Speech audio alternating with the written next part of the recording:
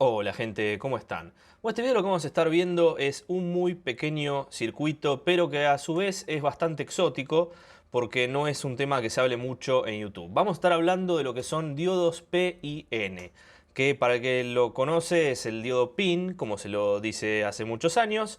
Pero bueno, es un diodo de características especiales, normalmente es exótico porque se lo usa en entornos donde no son tan populares, pero vamos a ver de qué se trata, para qué sirve y cómo podemos realizar un circuito similar con diodos de uso general, que también es importante y es útil. Así que vamos a ver de qué se trata. Diseña el futuro con Altium 365, la plataforma de colaboración definitiva para el desarrollo electrónico seguro, con un conjunto de aplicaciones diseñadas para una colaboración segura, fluida y optimizada a través de todas sus herramientas esenciales. Echemos un vistazo a lo que es posible. Colabore a la perfección con su equipo.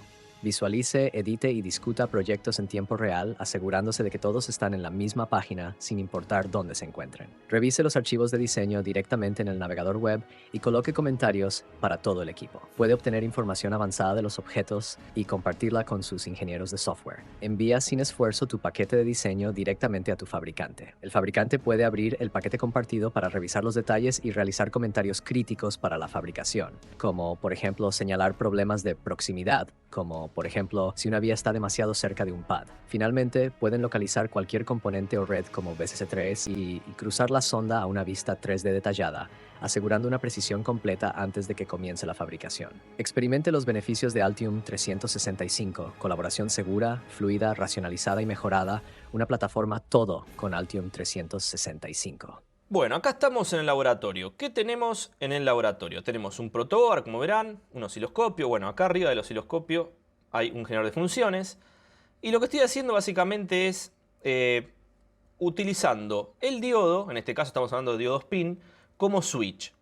Podemos usar el diodo PIN para un montón de cosas, pero una de las aplicaciones más comunes dentro de lo que son atenuadores, limitadores, moduladores, es el switch. El switch es una aplicación muy clásica de lo que viene a ser un diodo PIN. Entonces, ¿qué tenemos? Tenemos una bobina de 33 microhenry, dos capacitores de 100 nanofaradios, un falso contacto bastante interesante, bueno, chiste aparte, un diodo y una resistencia de 4K7. ¿Qué es lo que estoy haciendo acá? Por supuesto lo vamos a ir a ver al pizarrón. Como todos mis videos, vamos al pizarrón, vamos a la PC, hacemos una simulación, o sea, bien completo como todos los videos. Entonces, ¿qué tenemos acá? Tenemos en estos dos cables del costado una fuente de alimentación que nos está enviando 3 volts de continua. Nada más. ¿Para qué uso estos 3 volts? Bueno, estos 3 volts los estoy usando para polarizar el diodo, es decir, la tensión de vías. ¿Por qué quiero polarizar el diodo? Bueno, al igual que polarizar un transistor o lo que sea, hay que fijar umbrales de tensión. ¿Para qué quiero fijar umbrales de tensión? Bueno, porque los thresholds de tensión básicamente son para que el transistor o que el diodo trabaje en determinada zona de la curva, que es donde a mí me importa. En este caso, el diodo conduce cuando atravesamos una tensión determinada, por ejemplo los 0,7 volt o los 0,3 en un Schottky o lo que sea de manual, ¿no? Porque en realidad en la vida real por ahí son 0,5 en vez de 0,7, 0,1 en vez de 0,3, etc. Pero cuando trabajamos en inversa, lo que suele pasar es que el diodo es un circuito abierto, ¿no? En directa es un circuito cerrado, idealmente, y en inversa es un circuito abierto. Lo que suele pasar es que, por ejemplo, los diodos comunes tienen una fuga bastante importante en inversa, cosa que los diodos PIN no tienen, o tienen una fuga mucho menor porque es un área intrínseca sin dopaje, lo cual es un área más pura, un semiconductor más puro. Vamos a ver después de la teoría. Pero todo esto que acabo de decir sirve solamente para decir que esto es un switch. Un switch SPST, Single Pole, Single Toggle, ¿no? Quiere decir un switch que prende y apaga. ¿Cómo lo prendo y lo apago? Con la tensión que tengo acá de polarización. Si yo saco esta tensión, lo que va a pasar es que esta alterna que estoy inyectando en la entrada, en la salida va a ser menor. Por ejemplo, apago la fuente y fíjense, no tenemos nada. Prendo la fuente y aparece la alterna. ¿Esta alterna de dónde viene? Viene de este cable verde que viene del generador de funciones que tengo acá arriba. ¿Y por dónde sale? Sale por este otro nodo que va al osciloscopio. Nada más. Ahora bien, Como esto es un diodo PIN, un diodo con unión P y N, la I es de intrínseco, es un diodo que se siente bien trabajando con alta frecuencia. ¿Por qué? Y porque es un área en donde no tenemos dopaje, donde es un semiconductor puro, etc. Y la RF va bien. Entonces, la RF y las microondas. ¿Qué va a pasar con esto? Si le gusta y se siente cómodo trabajando en frecuencias altas, lo normal sería que la curva, las curvas del diodo, ¿no? La típica curva IB, por ejemplo, de tensión corriente de un diodo, es similar en este diodo al resto de los diodos, pero la curva de FZ, o sea, de frecuencia respecto de la impedancia, es una curva que va a ir disminuyendo impedancia a medida que aumentemos la frecuencia, o sea que es inversamente proporcional. Y fíjense eso, si yo estoy en 100 kHz y empiezo a subir la frecuencia, aumenta la amplitud. ¿Por qué aumenta la amplitud? No es que yo esté aumentando amplitud. Lo que está pasando es que estoy aumentando la frecuencia y como la parte intrínseca del diodo se lleva bien con lo que viene a ser la alta frecuencia, se opone menos con alta frecuencia que con baja frecuencia. Entonces podemos trabajar en 1 MHz y tenemos una amplitud mayor. Lo cual, de vuelta a lo mismo, si yo desconecto la alimentación, lo que va a pasar es que vamos a tener prácticamente un área donde no se conduce la RF y cuando le vuelvo a poner la polarización, vuelve a conducir RF. Por supuesto que ustedes vieron que acá hay una amplitud de unos 43 mV pico a pico y acá hay una amplitud de unos 4 mV pico a pico, lo cual está pasando algo de RF para el otro lado, por supuesto, pero eso pasa por dos motivos. El primero, porque siempre va a pasar, no es perfecto. El segundo, porque no estoy usando un diodo PIN, estoy usando un diodo 1N4148. ¿Y por qué no estoy usando un diodo PIN? Bueno, porque el diodo PIN no me llegó, por supuesto, yo lo compré afuera, no me llegó, como muchas cosas que a veces me llegan y otras no. Bueno, este caso no me llegó, perdón, pero bueno. Eso también me trae a colación que lo podemos hacer con un diodo de uso general, como el 1N4148, lo cual no está mal, porque funciona. O sea, si ustedes quieren hacer un switch de RF, pueden hacerlo con un diodo de uso general.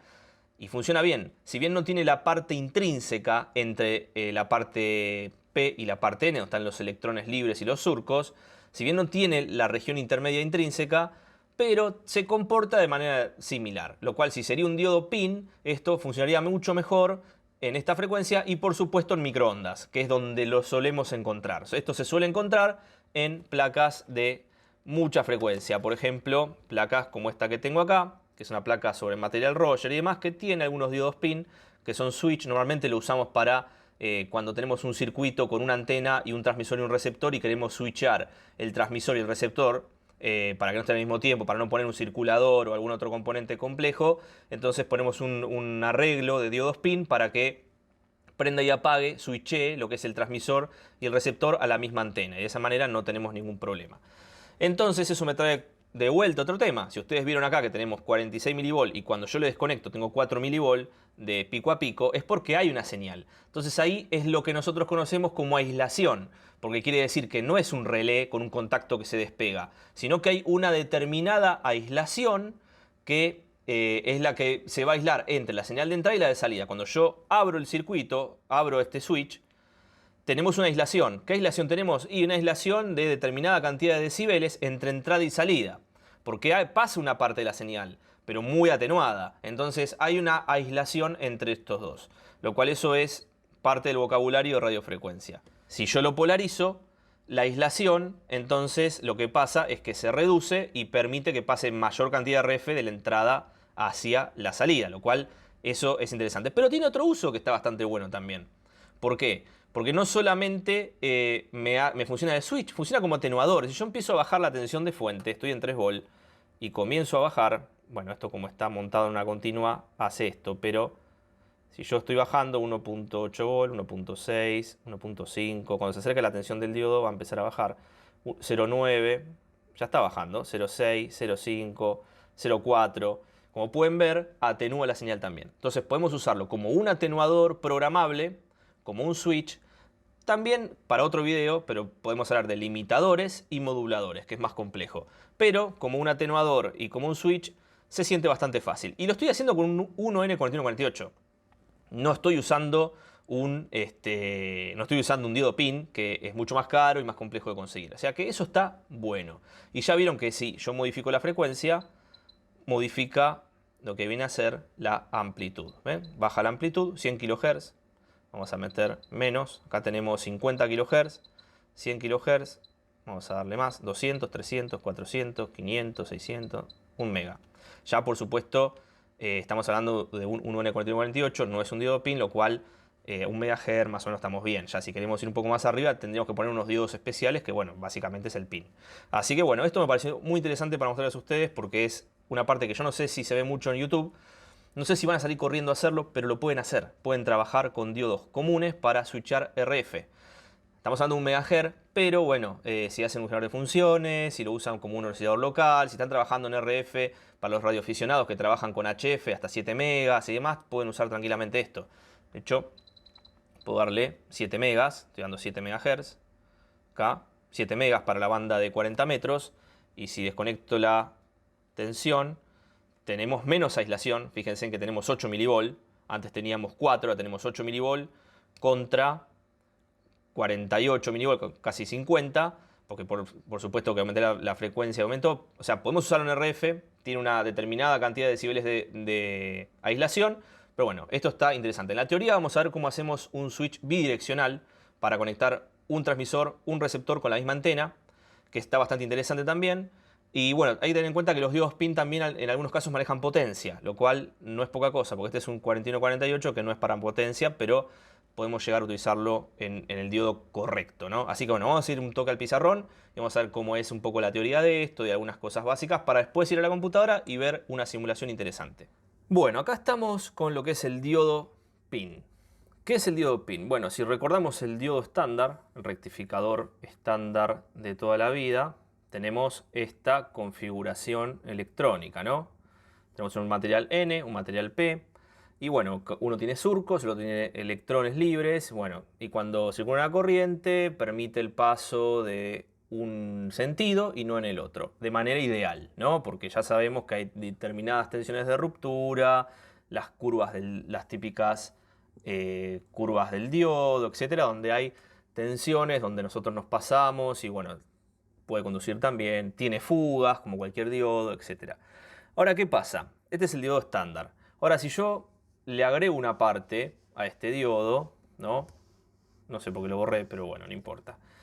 Porque podría haberlo hecho un poco más largo nada más. Si yo lo dejo como estaba y agrego una sección acá, que se llame I, se convierte en el diodo PIN. ¿Y qué es esta I que tengo acá? Bueno, esta I viene de intrínseco. ¿Y qué es intrínseco? Bueno, lo que es esta zona, esta región intrínseca que tenemos acá, es una zona semiconductora pura. ¿Y por qué es una zona semiconductora pura? Bueno, porque no tiene dopaje. ¿Y de qué me sirve que no tenga dopaje? Bueno, sirve de varias cosas. Primero, se lleva muy bien con la radiofrecuencia. Es decir, lo que es la transmisión entre estos dos materiales en RF, esta zona pura, esta zona sin dopaje, lo que hace es que tenga menor cantidad de fuga, entonces podemos realizar una conducción en alta frecuencia. Y se lleva tan bien con la alta frecuencia que mientras más sea la frecuencia que inyecto acá, mientras mayor sea la frecuencia que inyecto en el diodo, menos se atenúa esta conducción. Vamos a verlo de esta manera, como si yo hiciera una resistencia variable, ¿no? Y tendría una entrada, una salida, donde yo pongo radiofrecuencia. Mientras más alta es la frecuencia, menor, vamos a hacer así, mientras más alta es la frecuencia, menor es la impedancia. Quiere decir que va a pasar mayor amplitud de radiofrecuencia mientras más alta sea el valor de frecuencia que tiene. Lo cual está bueno, porque esto se usa mucho en switch. Por ejemplo, en un switch de radiofrecuencia, donde yo quiero prender y apagar una señal de RF, un diodo PIN me funciona perfecto como un switch. Por supuesto que ustedes ya estarán diciendo, bueno, pero esto es un diodito y qué sé yo, y cómo es que si no tiene control, no es un SSR, no es un transistor, ¿cómo controlo que prendo y apago algo?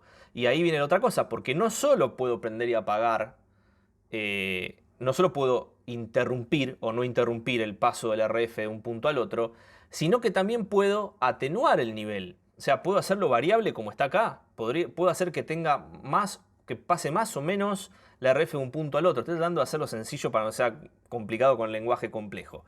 Pero no solo puede hacer eso, sino que también puede trabajar como limitador y como modulador y como atenuador. O sea, tiene un montón de usos. Y todo está relacionado con, por supuesto, la periferia eléctrica que le conectemos, cómo lo polaricemos y cómo lo conectemos. Lo cual eso me viene como consiguiente a esta segunda parte teórica, que nosotros podemos agarrar y decir, por ejemplo, un diodo, cuando yo lo conecto de esta manera, ¿no? Acá tengo GND, acá tengo una alimentación. ¿Qué estaría pasando? Bueno, esto que está acá estaría pasando, es como si yo hiciera esto, ¿no? Para hacerlo fácil. A veces los circuitos hay que redibujarlos para que sean fáciles de entender. Pero es esto, va a circular una corriente, que va a pasar por acá, acá hay una tensión, etc. No hay mucha más ciencia. Ahora, ¿qué pasa? Si yo quisiera acoplar una alterna en una continua, ¿qué es lo normal que a ustedes se les ocurre? Capacitores, ¿no? Yo pongo capacitores acá. Y ahora yo puedo montar en una continua una alterna, que es lo que hacemos siempre. Vayamos a algo más sencillo. Si agarramos un circuito básico de una etapa amplificadora con transistor, ¿no? ¿Qué es lo que hacíamos? Poníamos un capacitor en la base, uno en el colector, bueno, uno en el emisor acá también, y acoplábamos una alterna en una continua, porque en este punto, en esta BCC que tengo, en esta tensión de base que tengo acá, yo tengo una continua, ¿no? Esta tensión de Thevenin, ¿se acuerdan lo que hacíamos antes? Yo tengo una continua donde estoy montando una alterna. ¿Y cómo se traduce? Se traduce en esto, una tensión continua con una alterna. Se traduce en esto, básicamente. Lo cual yo estoy haciendo lo mismo acá. Pero ustedes me están diciendo, bueno, ¿y ahora cómo hago? Bueno, fácil. Esta es la tensión vías. Vías es polarización. Y yo con esta tensión de vías voy a hacer que el transistor conduzca o no conduzca. Me permita pasar la RF que inyecto por acá hacia acá. ¿Y eso cómo lo hacemos? Bueno, tenemos que fijar una tensión. El diodo tiene 0,7 volt más o menos. Cuando yo supere esa tensión de 0,7 volt, lo que va a pasar es que va a permitir el paso del punto A al punto B, ¿no? Este es el punto A, cuando hable de punto A punto B, o de entrada a salida. Si yo me manejo por debajo de la tensión del diodo, lo que va a pasar es que le voy a empezar a atenuar la señal. Entonces, esto es el típico switch SPST. Es un switch serie. ¿Por qué digo serie? Porque existe el shunt, que es puesto a GND. Por ejemplo, este. Este es otro switch SPST. Esta es la input, la output y esto es el diodo, el GND. Esto es tipo shunt. ¿Y esto por qué sirve? Bueno, esto en realidad es el switch que está acá abajo o está en serie. Depende de un montón de factores, porque a veces me conviene diseñar tipo shunt y a veces tipo serie. ¿Por qué? Y porque de esta manera yo estoy directamente sobre la impedancia de característica de la línea. En este punto estoy en serie y tengo que calcular esta impedancia también que está acá. O sea, entre estos dos puntos es como si fuese un divisor resistivo. O sea, hay que ver qué les conviene a ustedes en la topología y en el circuito que están trabajando. Pero básicamente es esto, ¿no? Hay distintas topologías para distintos usos.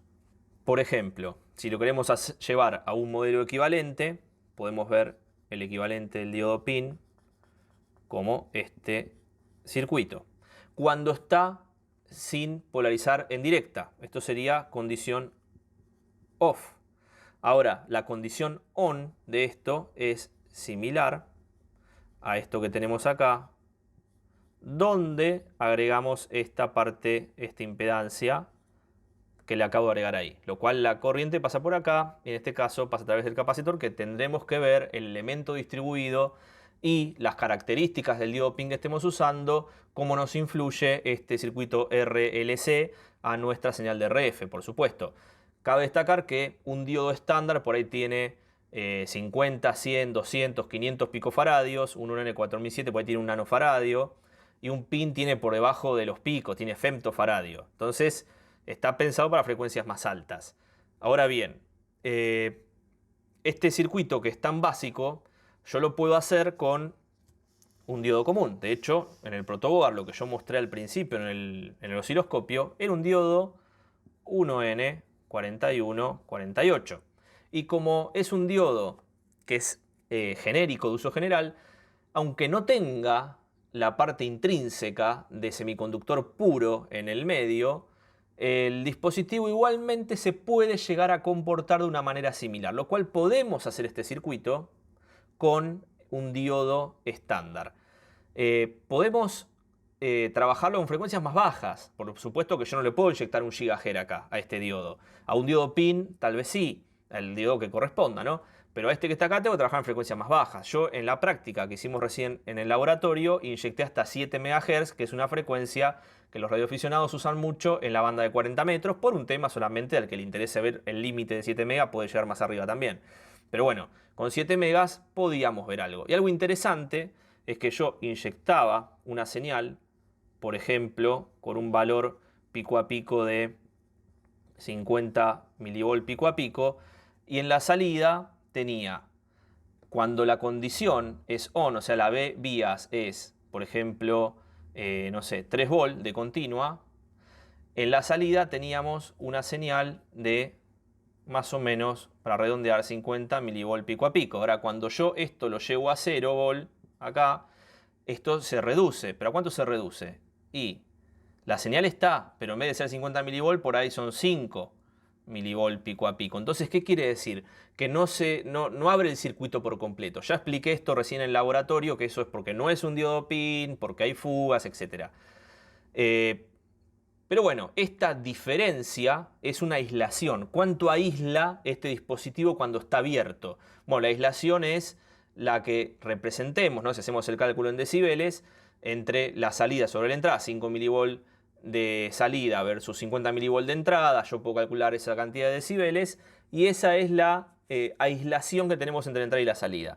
Ahora bien, si el diodo este es de 0,7 y yo esto lo alimento con una tensión menor o igual a 0,7 volt, lo que va a pasar es que voy a empezar a atenuar esta señal, que es lo que yo veía en el osciloscopio cuando modificaba la tensión de vías de polarización con la fuente. Y otro tema a tener en cuenta también es que el diodo PIN se siente bien trabajando con frecuencias altas, lo cual una señal de 100 kHz respecto de una señal de 1 MHz, en esta señal de 1 MHz la amplitud que va a pasar hacia el otro lado es mayor que la de 100 kHz, es decir, la de 100 kHz la va a atenuar un poco, porque maneja mejor estados de alta frecuencia. Así que eso está bastante bueno. Ahora, un circuito práctico que se suele usar muy... Bueno, este que hice recién es un circuito switch que se usa un montón. Lo van a ver mucho. Pero, por ejemplo, en equipos de comunicaciones, tengan en cuenta los niveles de potencia, ¿no? El diodo PIN y diodo PIN que manejan potencia también. Por ejemplo, en un circuito yo tengo una etapa transmisora, ¿no? Vamos a hacer un circuito similar al que teníamos antes. Este tiene 2 diodos PIN en lugar de 1. Y acá tenemos un RX. ¿No? Tenemos una etapa serie, una etapa shunt. Y lo que tenemos acá es una antena. Y lo que tenemos acá es una bobinita. Y acá tenemos la B vías. Y falta algo acá. Falta parte de la magia negra, que es un strip de 1/4 de longitud de onda. ¿Qué es esto? Que parece magia. Que es un poco magia, pero es divertido. Hasta acá, si yo saco toda esta parte, tenemos esto que antes era una resistencia, ahora es un choque. ¿Por qué es un choque? Porque una bobina, un ferrite vid, una bobina, un choque, etc., es un dispositivo que si yo paso una continua por acá, yo paso una DC, lo va a tomar como si fuese un cable, ¿no? Porque es un alambre enrollado, es un cable para una continua. Pero cuando yo paso alterna, esto se comporta como una impedancia, es una reactancia inductiva. La reactancia inductiva va a variar según la frecuencia que yo le inyecte. Es decir, mientras más alta sea la frecuencia que yo le inyecto acá, mayor va a ser la impedancia que va a oponer esa frecuencia. Entonces, si yo por acá inyecto, por ejemplo, 10 MHz del transmisor, en realidad al poner un choque yo hago que por acá esa frecuencia de RF esté atenuada y pase la mayor parte para este lado de RF, ¿no? Entonces, si yo pusiese una resistencia normal, se bifurcaría para los dos lados y me iría a la fuente, generaría emisiones, generaría ruido conducido. Si esto está conectado, controlado por un micro, haría destrozos en el micro. Entonces, es mejor poner un ferrite vid, un choque, una bobina, etc. Entonces, yo paso por acá, pasa por el diodo pin y sale, si esta tensión es, por ejemplo, 3 volt, sale por la antena. Acá tenemos una conversión con un cuarto de longitud de onda, un shunt, que esto me está tirando abajo la señal, listo. Y de este lado no pasa nada.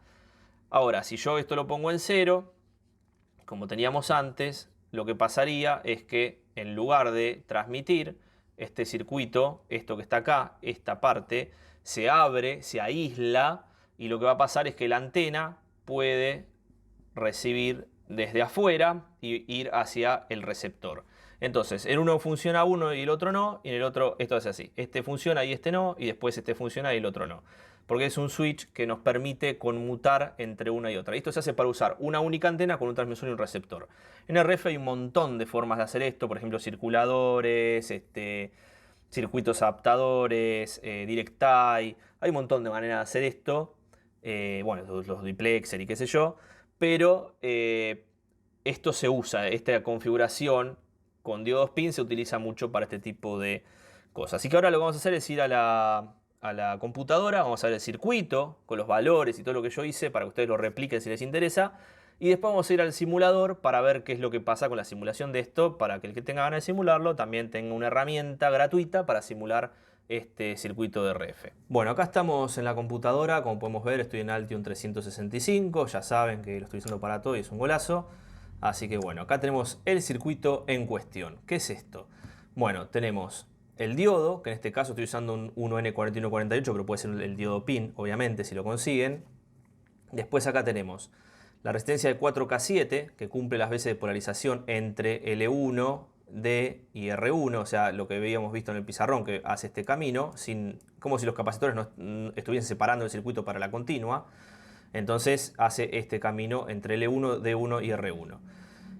Esta es la resistencia de polarización que teníamos que poner. Esta es la bobina que yo le puse, 33 microhenry, es una típica que usaba en la fuente de alimentación. ¿Por qué la puse? Bueno, por un tema de que la RF no vuelva hacia la fuente de alimentación. Entonces lo que hace esto es atenuar las frecuencias altas. Y después acoplamos con C1 y C2, donde venimos de un generador de 1 MHz, por ejemplo, y atravesamos el diodo y demás y salimos por el otro capacitor C2 hacia una carga que en este caso la representa 100K, pero esta resistencia en realidad no va, acá va al osciloscopio. En este caso tengo una continua de 5 volt y pueden ser 3 volt, no pasa nada, pueden ser 2 volt y tampoco pasa nada. En realidad tiene que ser mayor a la tensión del diodo, así que yo lo puse así como para asegurarme, pero puede ser tensiones menores también. Y este es todo el circuito. Ahora bien, si yo voy al simulador, como podemos ver acá, estoy en el CUX, como ustedes ya saben que me gusta mucho este simulador para RF, tenemos lo mismo, tenemos el diodo, tenemos los dos capacitores de 100 nanofarad y la resistencia de 4K7, la resistencia de la bobina 33 microhenry, acá puse 3 volt, y tenemos un generador de 1 MHz. Podemos usar este otro, pero este otro es un generador con impedancia incluida y demás, que es para hacer parámetros de dispersión. Así que por el momento lo saqué, dejé generador de 1 MHz, así que listo. Y esta es la señal. En este caso, como tengo 3 volt, está pasando la entrada hacia la salida, como podemos ver, la señal de 1 MHz. Ahora, si yo esto lo paso a 0 volt, que es la otra parte, si yo lo simulo, venimos acá y lo que está pasando, bueno, tenemos por supuesto una parte que va a pasar, ¿no? Porque dijimos que tiene una aislación, no es un switch mecánico que se abre, sino que tiene una aislación. Pero bueno, podemos ver, está en 0,4 volt pico a pico, un poquito más. Pero bueno, el volt que tenía, 0,4, tiene una aislación. Por supuesto que esto es teórico, cuando ustedes lo ven en la práctica, en los osciloscopios se veía mucho mejor, ¿no? Porque la práctica se ve de otra manera. Habría que contemplar otras cosas que acá no estoy contemplando, por ejemplo el modelo de este 4148. Pero bueno, la verdad es que para la teoría funciona. Si yo acá vuelvo a poner 3 volt y lo vuelvo a ejecutar, acá tenemos todo este circuito. Yo se los voy a dejar a ustedes en la descripción para que lo puedan descargar, tanto el de Altium como el del CUC, la simulación. y algunas notas de aplicación que hablan sobre diodos PIN, que también está bueno. Así que bueno, gente, espero que les haya servido el video, que les haya gustado. Acá dejo unos calculitos para que quiera calcular esta bobina y estos capacitores para la frecuencia de operación.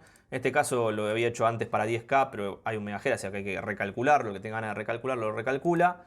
Y bueno, después lo que podemos calcular, si quieren, es la corriente que pasa a través del diodo, que bueno, eso se calcula mediante la tensión térmica, que son 26 milivolts, igual que en el transistor.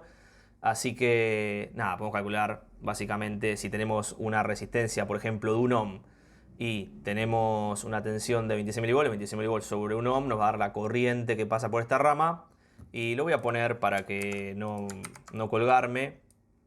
Uy, lo copié 43 veces. Pero por ejemplo, si yo quisiera saber la corriente de polarización, yo tendría que hacer la tensión térmica sobre la resistencia equivalente del circuito. Y esto me daría algo así como 26 milivolts. 26 milivolts sobre, por ejemplo, 1 ohm. Bueno, esto nos está dando 26 miliamperes, ¿no? Así que con este valor nosotros podríamos calcular la corriente que pasa por esta rama de continua sin los capacitores, porque para los capacitores está abierto, y en base a esa corriente podríamos calcular la resistencia R1 y la inductancia L1, ¿no? Que también tendríamos que modificar esto para que trabaje con 1 MHz, o sea 100 veces más.